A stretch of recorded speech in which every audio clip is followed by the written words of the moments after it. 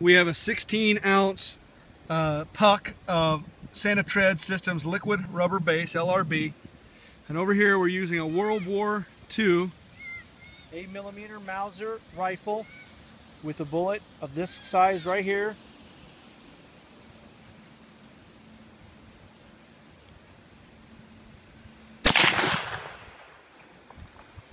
Now we know that we hit it.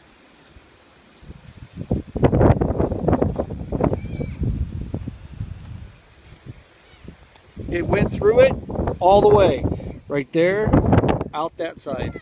So the LRB self-healed itself into the black. That's where it went in. That's where it went in. And right there is where it went out.